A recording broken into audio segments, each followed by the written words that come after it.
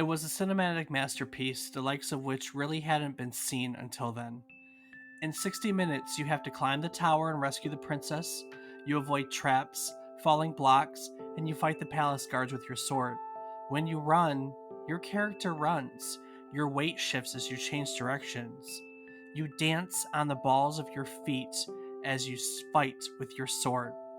It's one of the first games in which you actually feel like you're, well, a person.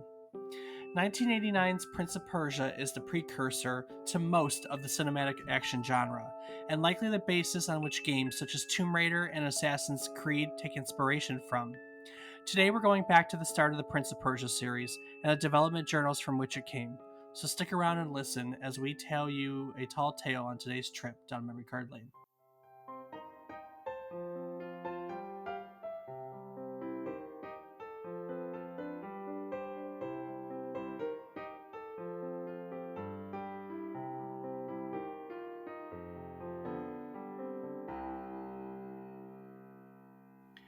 Good morning, good afternoon, and good evening. I hope these words find you well. Hello and welcome to the 58th episode of our Video Game Nostalgia podcast, A Trip Down Memory Card Lane. Each week we take a look at one title relevant to the current week in gaming history, and we talk about it.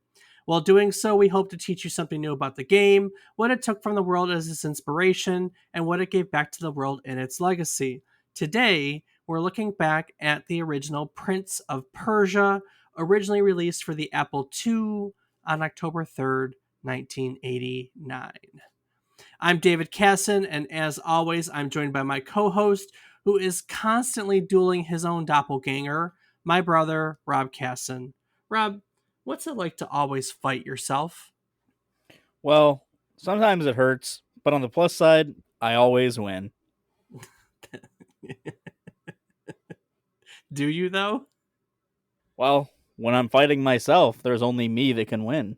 Well, yeah, and that kind of fits the theme of this, too.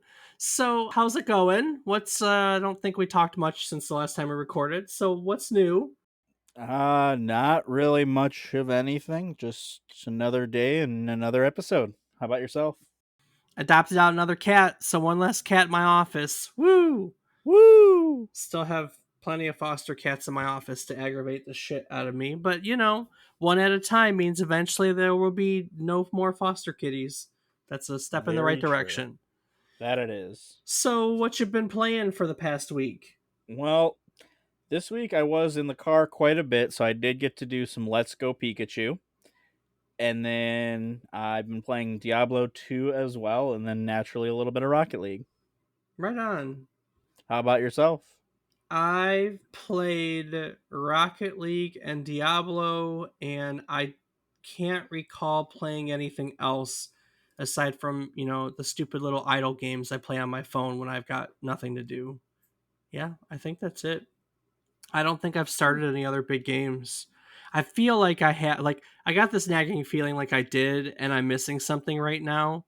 But I'm like playing through the past week and nothing. I haven't had time to play games. There's nothing. It's been Rocket League, it's been Diablo, and that's it. It's called a day.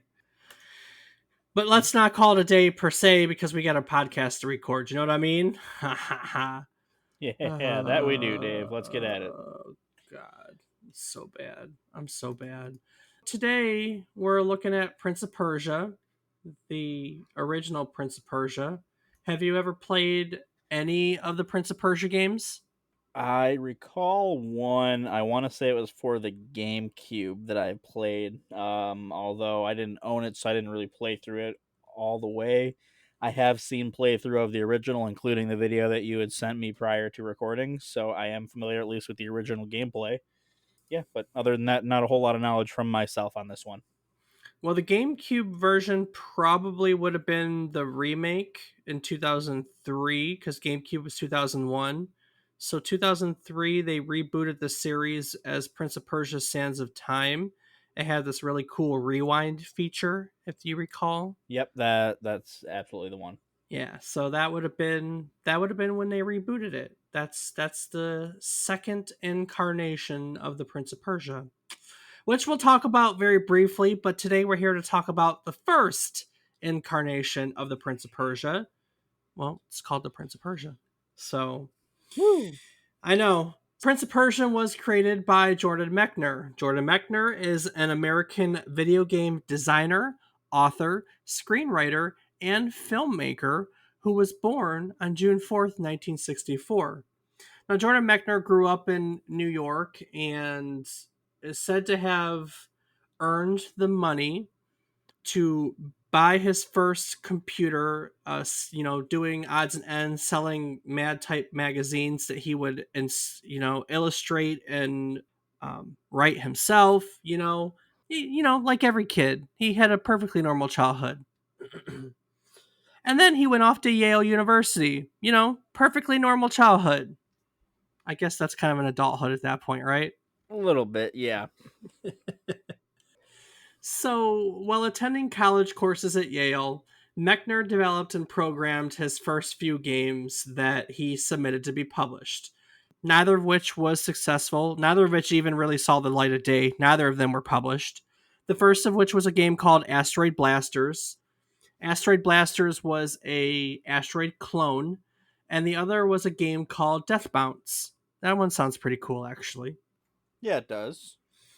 So Mechner was a writer, author, as we said, screenwriter, all this above, and he was an avid journalist. He actually kept notebooks and he wrote down everything. And one of the really cool things about Jordan Mechner is he's really open about his progress as a game developer. So, for instance, about the 30-year anniversary of this game, he published all of his journals. You can actually buy them as these really cool coffee table hardcover books that have his old sketches, his old journals, and his handwriting. Like you can literally go back and watch all his, read all his journaling from the early 19 and late 1980s. And so you kind of get an idea of what he was going through, the problems he was facing, and honestly the roller coaster, the ups and downs. We don't often get to see such a candid view of development process. I guess more so now than before because now you have a lot of dev blogs and people record and they stream and they like to do YouTube videos because that's social media is part of it. But back then we didn't have a lot of that stuff. You get what I'm saying? Yeah. So Mechner's journals are a really rare opportunity to kind of see a little bit of what's going on. Now, one of the other really cool things is he actually found, as part of the anniversary, the original source code for the game, and he published it as an open source Git library so other game developers could see it, and he answers questions about it and everything. Now, this was written for the Apple IIe, and it was written in an assembly language. So it's not. We've talked a little bit about assembly languages before. They're direct inputs to the computer. They're not like go left, go right. Like you had to actually know what you're doing. It's like a language you have to translate. It's a little different than modern languages that are more like you tell it what to do. If you want to draw a square, you write draw square. Back with an assembly language, you actually had to tell it to draw every single pixel. And you had to know what memory to access to draw every single pixel. You were directly connected to the computer, and things are a little bit different now. Is that fair? You know a little bit about assembly languages. Yeah, no, that's definitely fair to say that. Okay. So I don't do assembly languages. I mean, I first learned on BASIC, which is more akin to modern languages, and have since learned, C and C sharp and C plus and all the derivatives of that kind of stuff. And so assembly languages just, machine languages just aren't my thing. Um, Anyways, so yeah, so Jordan Mechner is really open about the process, which is really really cool. And so as part of this discussion today, we're going to kind of look at some of his journal entries as we go along. So for instance, this first one is March 11th, 1982. On March 11th, Jordan wrote, "Today, I worked out a couple of principles that make arcade games fun. First, you have to feel in control of your ship slash car, man, or whatever, so that when you get hit, you say, oh shit, I should have thrusted, like asteroids, instead of, oh well, another ship gone, I wonder what hit me." And he put Star Castle as an example there. Second, You should be able to control the form of your attacks, or in short, have a strategy. Kicks, Space Invaders, Asteroid, or Pac Man are examples he wrote next to this. Counterexamples: Space Firebirds, Scramble, Sneakers. I don't know what Sneakers is. I kind of want to find out after this. Yeah, I've never heard of any of those. I don't think. Third, there should be two goals. The primary goal, getting points, should not overlap 100% with the secondary goal, which is clearing screens in this instance. In Pac Man, for example, you can go for the monsters, or points, or the dots, which is clearing the screen. In Asteroids, the saucers are the rocks. In Invaders, the creatures are the mystery ship. Whereas in Star Castle, you just go for the cannon. In Galaxian, the aliens, or in Kicks, the area. Interestingly, he finishes, the only games with all of these features are Pac Man, Space Invaders, and Asteroids, the three number one games right now. So, little bit of insight. Smart thinking. I know, right?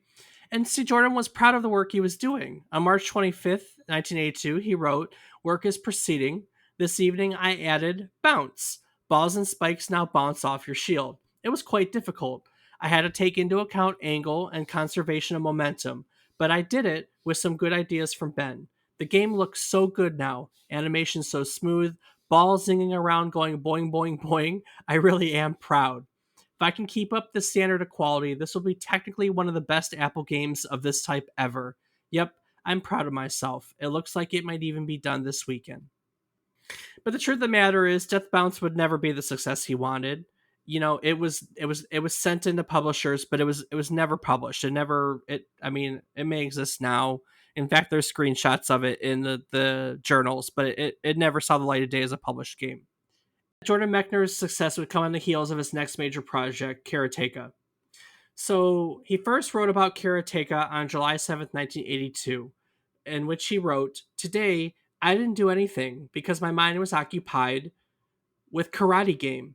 I worked out, with David's advice, an awesome system using one joystick and a keyboard to control Karateka, and an elaborate combat system to determine what effects your blows have on your opponent and vice versa."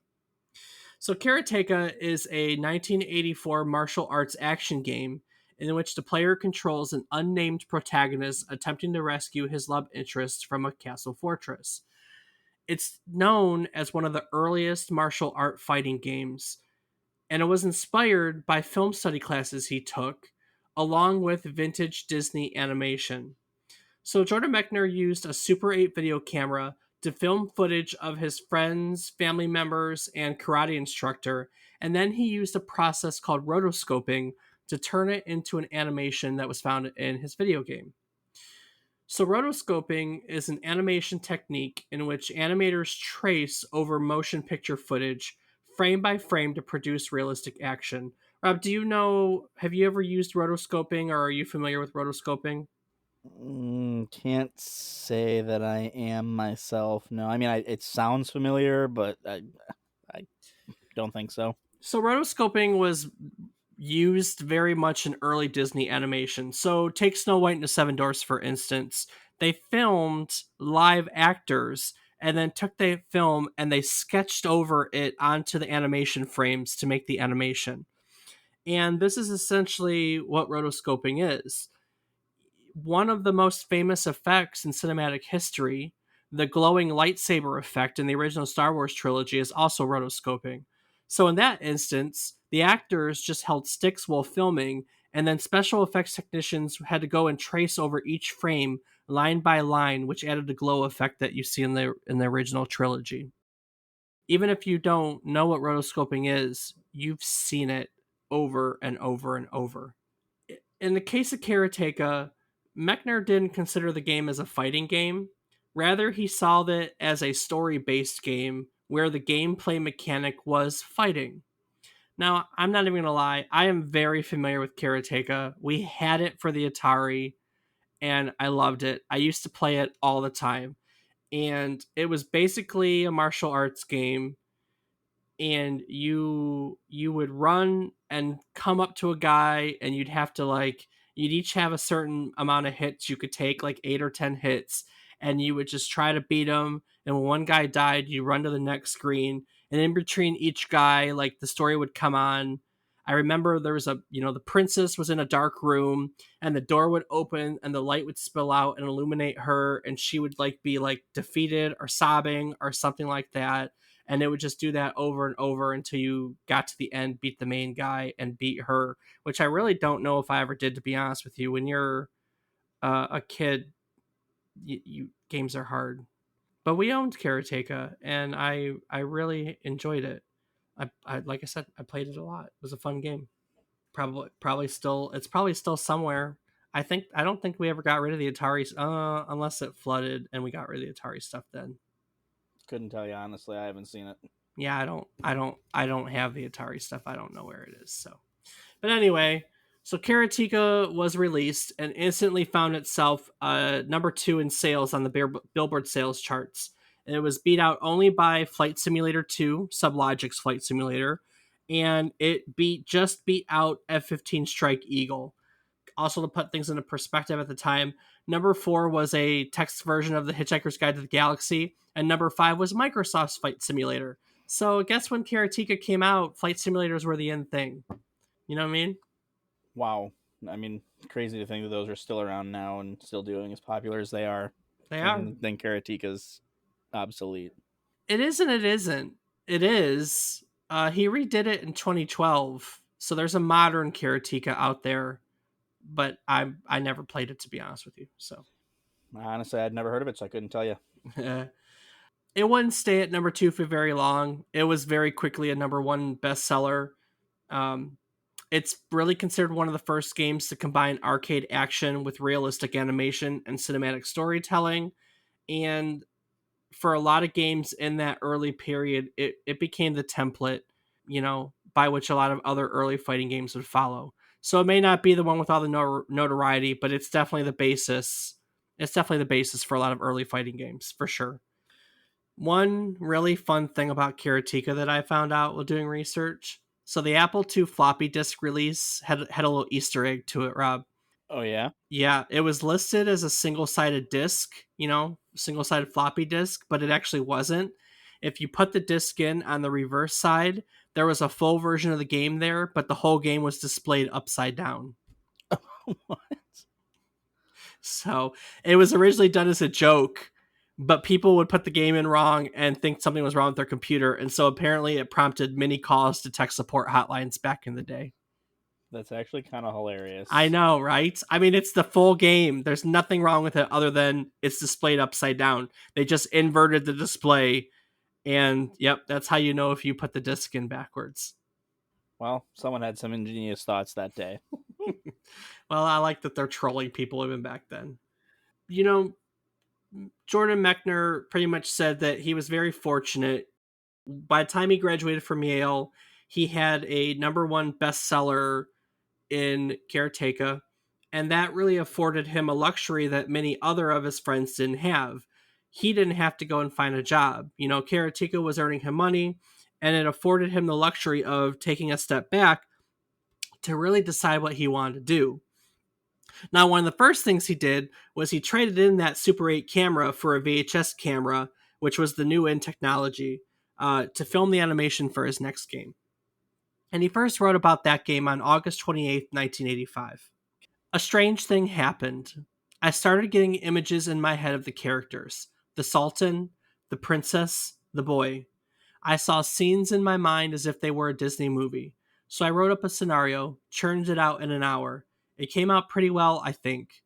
It's just similar enough to Karateka, but more plausible, more intricate, and most important, more humorous. And it was a few months later, on October 20th, 1985, that he wrote in his journal, I videotaped David, his brother, running and jumping in the Reader's Digest parking lot. It'll do for a start. And everything from there is a whirlwind. A few months later, he was moving to California to be closer to Silicon Valley and the filmmaking world. So on September 11th, in his journal, he wrote, met with Gene Lauren and Ed Basadov and showed him my Baghdad stuff. Ed B suggested the working title Prince of Persia. The storyline didn't impress them much, but I think they saw promise in it. It doesn't really matter a whole lot what they think. I'm the one that has to do it, but it sure as hell wouldn't hurt to have them enthusiastic. In a few months, I should have something to thrill them. I'm starting to get psyched to write this game. Slowly.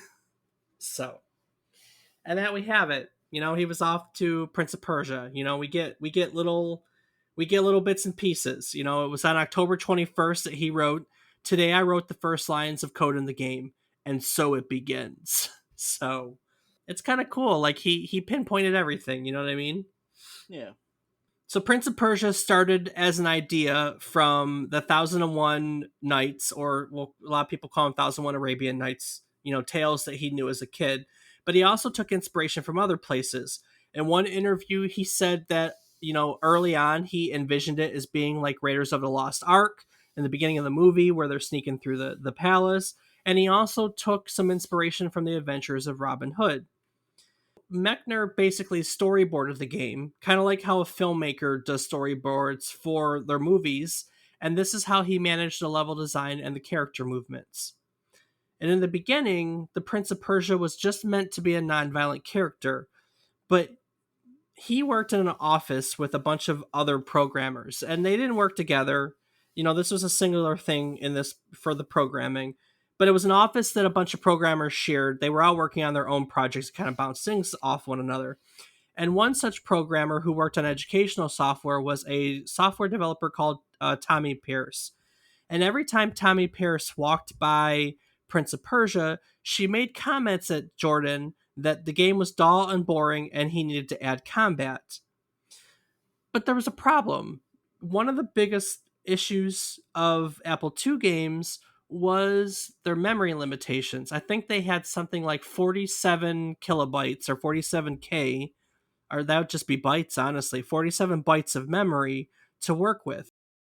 Jordan basically, once he had programmed the prints and the traps and the levels and the music and everything went in, he had nothing. He had nothing left. He didn't know what he was going to do for combat. Didn't know what he was going to do, anything like that. But as he thought about it and he listened to Tommy, he knew that he was going to have to add a villain of some kind. Jordan may have wanted to be the Prince of Persia versus the Traps, but the truth of the matter is that was only so much fun, you know? Right. And so it just dawned on him. Him and Tommy were talking one time and it dawned on him.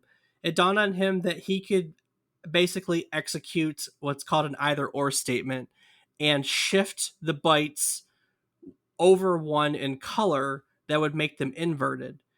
And so as he did this, he basically went from the prince, who is a well-defined white, like wearing a Sultan's outfit donned in white, to a black version of the prince outlined in white. And this basically looked like a shadow. And so one of the most important characters of Prince of Persia was created, called the Shadow Man. The Shadow Man is the prince's doppelganger. It was one of the other programmers who suggested how it came about. In the middle of the game, at one point, you have to jump through a mirror to move forward. It's a magic mirror, and as you jump through it, it creates your doppelganger. And then for the rest of the game, your doppelganger is basically out to try to sabotage you. He drinks your potions. He closes doors on you. He's basically there to mess you up. You know Right. but once the Shadow Man was kind of created, and Jordan was able to think about the rest of the game in that, he found other ways to simplify it and bang out a few bytes, and he was able to add sword play, and therefore we got guards and some more enemies, and the game felt pretty complete, basically. But it's just a really interesting moment he talks about in a few interviews, which I'll post on our website in the show notes if you want to go to memorycardlane.com. I'll post links to his early preview copies of his journals. You can look at some of his. I'll post a few of his interviews. I'll post that if you want to do a little bit more digging. But it's really fascinating how he talks about the process, how it just kind of came like that, and that was it. It came to him, and the game came together, and then here we are. Suddenly, it's October 3rd, 1989, and Prince of Persia gets released to the world. Absolutely. So, Rob, I know you said you didn't play this. This is a little further back and harder to find, but I did send you a complete walkthrough of the game. Yep. And so you had an opportunity to sit and watch someone else play the game. Sure did. What are your impressions? Like, tell me what you think of. Like, talk to me about the game. Well, it seems to be a platformer. That's plain and simple. You have a little bit of combat in the game, obviously, with the swords, and it looks like you can, I guess, parry or just block. But for the most part, it's just platforming and getting through all of your jumps and jumping over things and not getting hit. And then after you clear these levels, then you eventually get to the end and become Prince. That's true. It's a platformer. But one of the things that makes Prince of Persia so special is one thing that Mechner was really proud of, and it's the the rotoscoping. He basically filmed his brother, and then they digitized it. Basically he took the frames apart one by one. He shot them on 35 millimeter film. He developed the film, and then he like traced it onto paper and had to use a digitizer to get it into the Apple IIe. One of the interviews has the video of the first time he ever got the the pixels of the prince of basically his brother. It's the prince to us, but it was his brother. He basically got a working animation of his brother into an Apple II machine, and that's so freaking cool. We can. It's so easy to do that kind of stuff now, but back then that was nothing. Like, it was mind blowing. And what's unique is that think about all the platformers we've talked about at this point. Our games like that. We've got Mario Brothers and Pac-Man and Donkey Kong. Take for one moment the importance. So, Prince of Persia's movement has weight behind it. When you run, your character bounces with the running. When you jump, your character has weight to it, and he doesn't stop right away. And the sword fighting, you bounce on the balls of your feet. This was the first time we had ever really seen animation done like this. Karateka, and then this one. And so it was special. That's the only way to put it. It was special. It was an actual cinematic. It's the first cinematic platformer. It's the first time that we had animation that was akin to what real animation. It looks like a person, basically. You know what I mean? Do you disagree with the fact that the animation looks real? I mean, I definitely think that it looks as real as it could given the limitations of the time. It does look pretty decent for freaking 1989. 1989. Yeah, I was gonna say 1989. it's pretty good for 1989. I mean, 1989, man. He was doing this on an Apple IIe in 1989. I mean, don't get me wrong. It's not the smoothest animation in the world. I mean, the animations get clunky at times when you're trying to move from, say, running to leaping up and grabbing a ledge. You can leap up and grab a ledge. It's like, I bet it's probably one of the first games. I didn't even think to look at it. It's probably the first game that you could grab the ledge and pull yourself up. That's a game mechanic that's really standard in platformers now, but I don't think that existed before that game either. Probably not. Yeah, it was awesome. It was awesome. So the plot that Jordan came up with is that, this game obviously is set in medieval Persia, and you get title cards when you first playing, and basically the plot is the sultan goes away fighting a war in a foreign land, and while he's away, his vizier Jafar, who is also a wizard, seizes power, and his only obstacle to the throne and absolute power over the situation is the princess, or the sultan's daughter. Now you, aka the Prince of Persia, who at the beginning of the game is an unnamed protagonist, is in love with the princess, and toiling away, you basically get thrown into the dungeon, and Jafar takes the princess, locks her up in a tower, and orders her to become his wife. She refuses, and he basically says, look, here, I'm going to give you another chance. You can accept within 60 minutes, or you die. You die. It's that simple. And so basically, you start out as this unnamed protagonist in the dungeons. You have to climb 12 levels of this tower to defeat Jafar, get to the get out of the dungeons, get up the tower. rescue the princess before 60 minutes are out. And as Rob said, it's a pretty basic platformer. Rob, what are some of the obstacles that you saw in the game? Well, you had the spike pits, you had the falling tiles, um, you had the levels you had to jump up or down to get to, and Yeah. then enemies. Yep. I think that was it. Yeah, that's it. At one point you find a sword, and then you have sword play.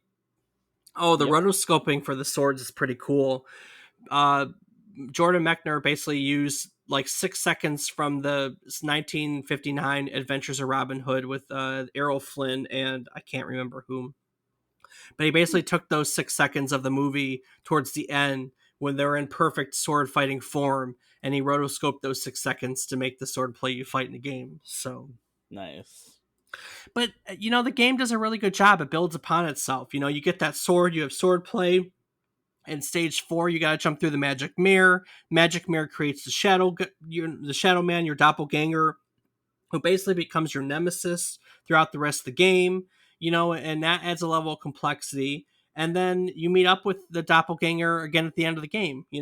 And that's one of my favorite parts of the game. Little spoiler here, but as you get to the end of the game, you meet your doppelganger again, and you're intertwined in sword fighting, and you can't get past him because it's you.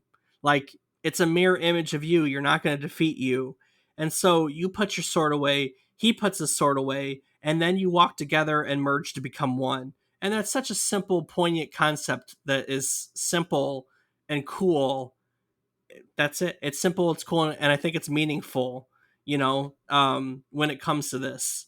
But it's something you have to think about too, because you spent the whole game fighting everything, and now here you have to fight this bad guy because he's a bad guy, and you got to wrap your head around the fact that you don't need to fight yourself anymore. You know what I mean? Absolutely. It's my favorite part of the game. And there's other little fun things. In level 8, you get locked behind a gate you can't open, and the princess sends a little white mouse out to hit the whatchamacallit and save you. And then, of course, at the end, you fight Jafar, you beat him, and if you're within 60 minutes, you rescue the princess and you become the Prince of Persia. You get the title at the end of the game. Except the SNES version was 120 minutes. They did some longer levels, made it harder. Because of the increased difficulty, you had 2 hours, but the original game, you only had 60 minutes. So, if you've never had a chance to play this game, it's not a big investment. It's an hour. It's an hour. In fact, the video I sent Rob was a 37-minute playthrough, and the guy was not a speed runner. It was a very reasonable. It was a very reasonable playthrough. So it's 45 minutes to an hour of your life, and I think it's well worth it because it's really super cool to see where this genre started. You know. Absolutely, Dave. But yeah, so you're right though. It's a simple platformer. There's really not much to it. You know. Right. So Agreed. Rob, what did people? I'm gonna turn over to you at this point. So what did people think about Prince of Persia? Well, Dave, Prince of Persia was one of those weird games that critics liked, but its critical success didn't really turn into commercial success. For instance, Charles Ardai of Computer Gaming World stated that the game's package claims that it would break new ground with animation so uncannily human it must be seen to be believed was true. He wrote that Prince of Persia succeeds at being more than a running jumping game because it captures the feel of those great old adventure films, citing Thief of Baghdad, Frankenstein, and Dracula. It's cool. Ardai concluded that it was a tremendous achievement in games comparable to that of Star Wars in film. Yeah, yeah. I mean, I can see that. Like I said, it was the first time it was cinematic, and that was something special at the time. Right. Well, in 1991, the game was ranked the 12th best Amiga game of all time by Amiga Power. In 92, the New York Times described the Macintosh version as having brilliant graphics and excellent sound. Sure, you could do all this years ago on a Commodore 64 or Atari 400, but those games never looked or sounded like this. But initially, it only sold 7,000 units each on the Apple II and IBM PC when it was originally released. It wasn't until later in the year when it was released in Europe and Japan that it really started to take off. After that, it was pretty much ported to everything. And by the time the sequel was made in 93, it exceeded 2 million copies sold worldwide. Yeah, it's really funny if you go back and interviews. I'll post them on the website. If you go back in the interviews, Jordan talks about this, how the problem was that this was the tail end of the Apple II lifespan. He was worried as he was working on it that he was going to miss that window. And he did. For all purposes, he did. That's why it sold so poorly. Because by the time it came out, people had already moved on to home consoles. This was 89, home consoles and other types of computers. But one of the really fascinating things that he brings up is when it started to get ported to other systems and gain steam and become popular, he knew that he had done it right. Because one of the most important things with how he designed a game was he had to design it with limitations. The Apple II was very limited in its memory. We talked about that. And so he had to be very specific when how he made it, and the other machines didn't have those memory limitations, and the game was popular. You know what I mean? Like he didn't need to take all those extra memory or graphics or anything like that. Like his core game design was great, and that translated to a good game no matter where that game was taken to, if that makes sense. I think so, Dave. And it was good. I mean, like, it did look better. Every version got better graphics. They improved it. It looks good on the NES. It looks better on the SNES. There are, I'm pretty sure I sent you not the Apple II version, but the IBM PC version, which is slightly looks a little bit nicer too. So yeah, I mean, it did a good job, and like it said, it sold 2 million copies worldwide. So it did really well, which for its time period, 2 million copies is nutso. Yeah, that's pretty good. So let's talk about what Prince of Persia became. And I'm going to start that by talking about Jordan Mechner himself. After Prince of Persia, there was a sequel in 1993. Prince of Persia 2. I can't remember its name right now. Sorry, guys. Someone's going to scream it. Excuse me. Someone's going to scream at me online for that. Prince of Persia 2 would come out. While he was working on the sequel, he also went to film school in New York and he earned a certificate in film. After Prince of Persia 2 came out, Mechner founded Smoking Car Productions. Smoking Car Productions would go on to, along with Mechner, to develop a CD-ROM adventure game called The Last Express, which honestly we'll have to do an episode on that because it's still one of the pinnacles of the adventure genre at its time. And then that kind of takes us to where we started the episode so far. In 2001, Mechner would get together with Ubisoft to reboot the franchise, and in 2003, Prince of Persia: The Sands of Time was released, and Mechner worked as a game designer, writer, and creative consultant on that game. And that would be the one that you are familiar with, Rob. And I actually also own it. I actually think I own it on GameCube. I Hmm. own it on something. I may own it on Xbox. I don't know. They were good games. Now, the Prince of Persia game hasn't stopped since then. There have been 4 more Prince of Persia sequels. There have been multiple spin offs. Mechner hasn't been involved with the Ubisoft line past the first one, but I mean, the series has kept going. Um, and then we come to 2010. In 2010, Jordan Mechner became the first video game creator to successfully adapt his own work as a feature film screenwriter when Disney decided to create the Prince of Persia Sands of Time film, which was a Jerry Bruckheimer film starring Jakey Gyllenhaal. Do you remember the Prince of Persia movie at all? I can't say that I ever watched it. I remember it coming out. I just never got around to watching it. It was a good film. And it was successful too. When it came out, it was the highest grossing video game film adaptation of all time, and it held that for 6 years. Do you know what video game adaptation knocked it off its pedestal? Actually, Hmm. you can probably name a modern one that knocked it off its pedestal. We talked about it last week. Nope. I don't know what we talked about last week. Pokemon. I don't remember Pokemon. When did we talk about that? Det- Shit. Oh, that one was too easy, Dave. But I don't Yeah. know. What was the one that knocked it off at first? The WoW, the World of Warcraft movie. There was a movie for that? Yeah, there was a WoW movie. It was a big deal in 2016. I clearly was under a rock. That's all right. So yeah, so 2016 WoW beat it. Now there's been other movies, video game adaptions that have put more in the bank. Angry Birds the movie put more in the bank. Rampage the movie with The Rock, which had nothing to do with the game, put more in the bank.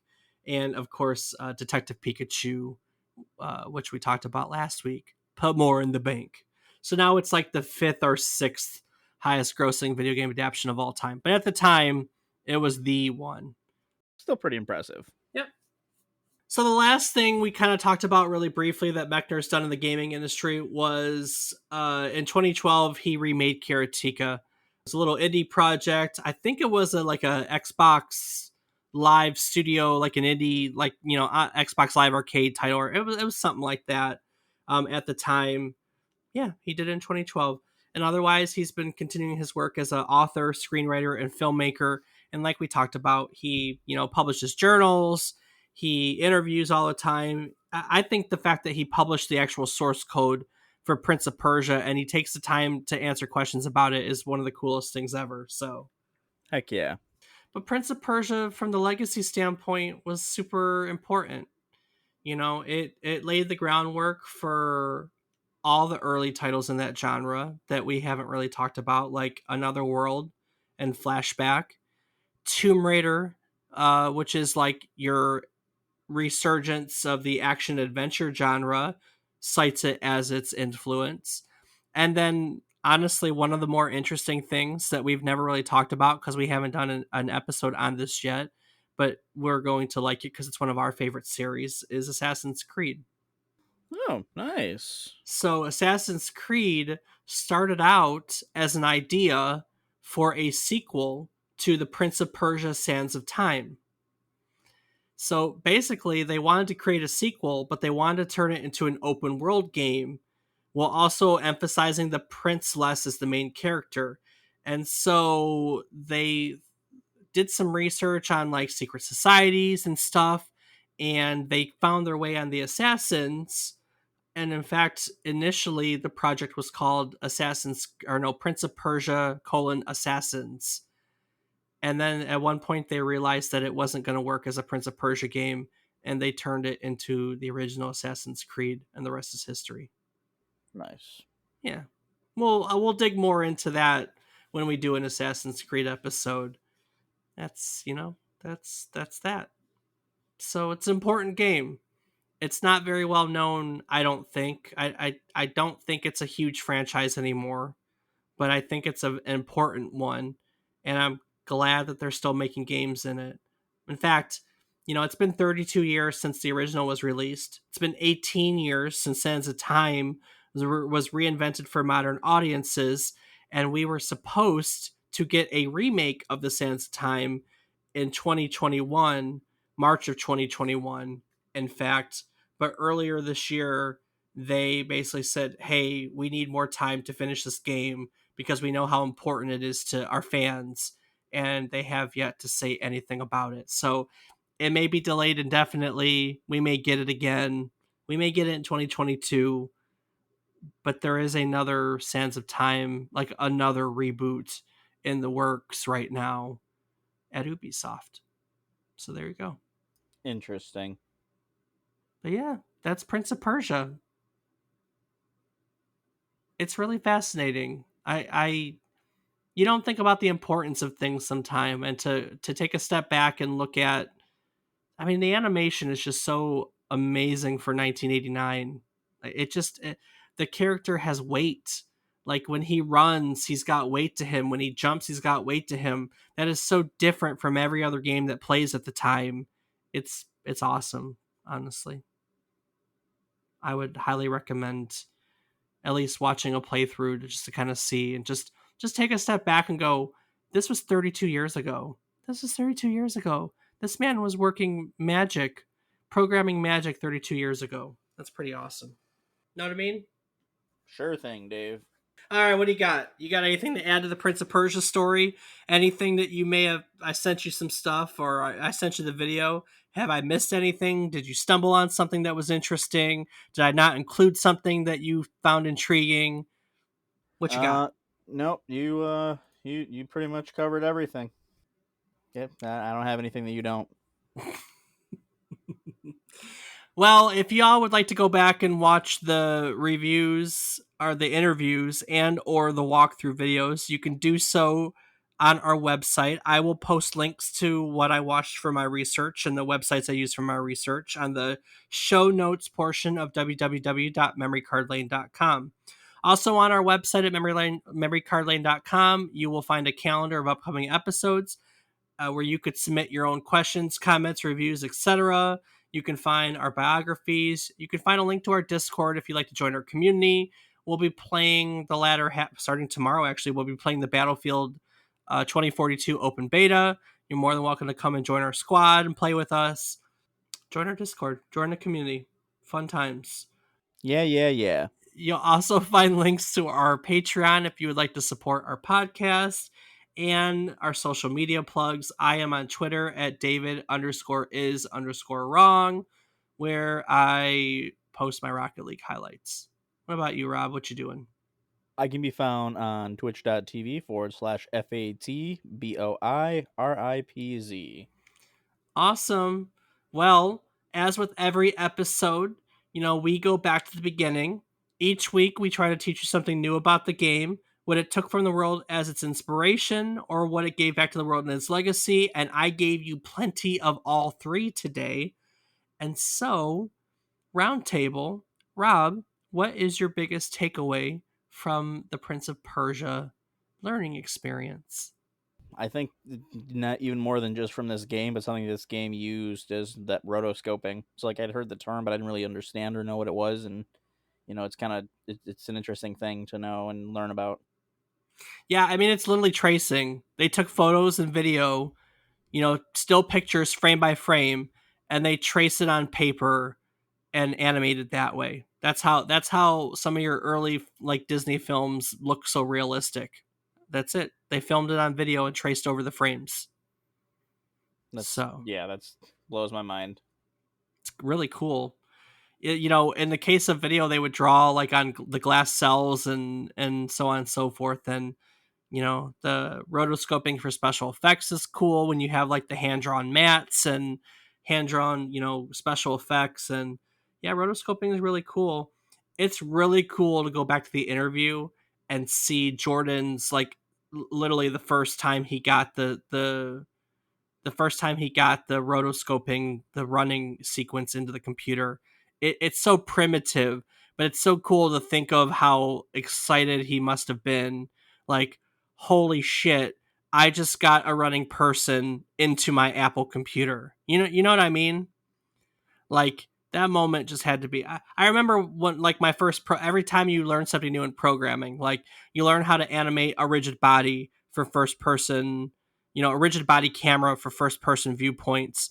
Or then you go into third person and you learn how to animate the running animation of a third person. Or even when you're doing 2D work, you learn how to draw and animate. And every time you actually get one of your animations to work correctly and look right, or your bodies to move correctly, it's such a thrilling concept. And this man did it 32 years ago in a primitive computer. And I can't get over it, to be honest with you. I can't get over it. It's awesome. And he still gives back. You know what I mean? Like, it's not like he kept it all to himself and was like, I'm never going to share with you ever. Like, he literally posted the source code for his old game online, and you can go and look right now. Like, we can go right now and look and see what it looks like as a programming code.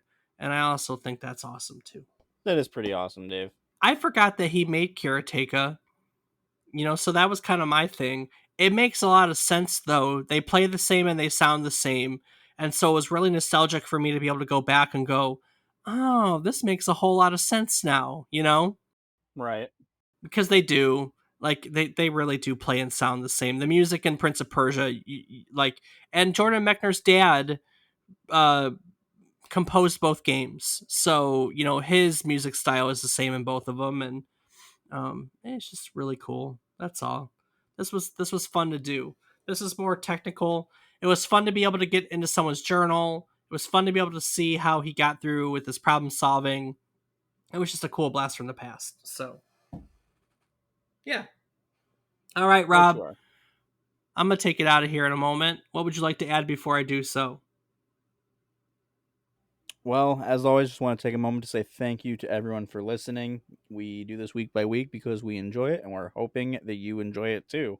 So let us know, and hopefully we hear from you soon. Awesome. Well, ladies and gents, next week we're all going to pretend that we have legal degrees as we dive into Phoenix Wright Ace Attorney. Originally released for the Game Boy Advance in 2001, Phoenix Wright Ace Attorney follows a rookie defense attorney who attempts to clear his clients of any wrongdoing. It's one of the most important visual novel games ever created, and we're going to talk all about it. So, yeah, if you don't know what a visual novel game is, we'll cover that. If you don't know what Phoenix Wright Ace Attorney is, we'll cover that. I'm pretty sure I still have, in fact, I can see it from here. I still have my original copy of the game. I am familiar with it and excited to talk about it. So join us all again next week as we take a investigative trip down memory card lane. Do the thing. Do do do do do do do do do